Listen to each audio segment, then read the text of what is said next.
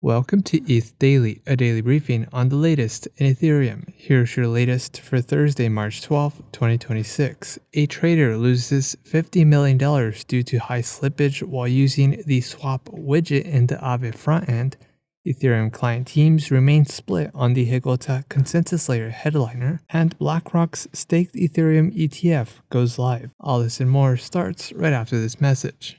Are you running a treasury? You need liquidity but don't want to sell ETH? Get the lowest fixed rates in DeFi and borrow against ETH, wrapped STETH, or RETH on liquidity.org. A trader using the swap interface on the AAVE frontend suffered a $50 million loss after accepting a swap with 99% slippage. The trader sent $50.43 million in USDT through the AAVE swap widget powered by CalSwap and received 327 AAVE tokens worth just $36,000 in return. The transaction was routed through two low liquidity pools. AAVE founder Stani Kulechov confirmed that the AAVE interface had displayed an extraordinary slippage warning before the trade was submitted by the user on a mobile device. Kulechov also said that AAVE Labs would return the $600,000 in fees collected from the transaction.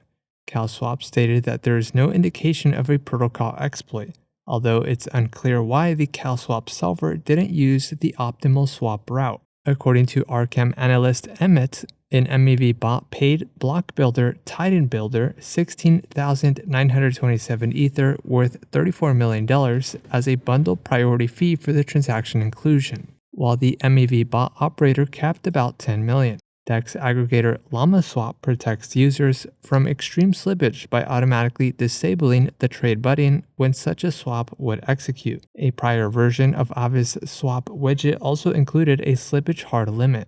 Ethereum core developers have rejected both the SSC execution blocks EIP 7808 and the Lucid encrypted mempool as execution layer headliners for the Higota upgrade, the next network upgrade following Glamsterdam.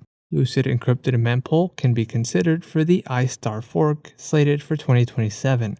Client teams were unable to reach consensus on Frame Transactions EIP 8141, an account abstraction proposal that introduces a new transaction type, enabling features like social recovery and native gas sponsorship. Support for making Frame Transactions the headliner came from Vitalik Buterin, the Geth team, and Aragon.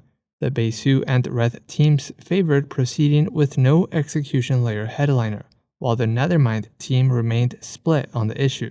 The headliner decision has been delayed to be revisited in future calls. And lastly, BlackRock's iShares staked Ethereum Trust ETF, known under the ticker ETHB on Nasdaq, is now live as one of the first US spot Ethereum ETFs that incorporates staking. ETHB brings higher returns for shareholders while contributing to the economic security of the Ethereum network. Early trading for ETHB showed volumes of about $15 million. The launch follows the successful iShares Ethereum Trust ETF ETH-A, which began trading in July 2024 and currently holds over 3 million ETH. In other news, Lighthouse releases version 8.1.2, Starkware releases the technical paper for Stark 20, and Base announces changes for apps in the Base app.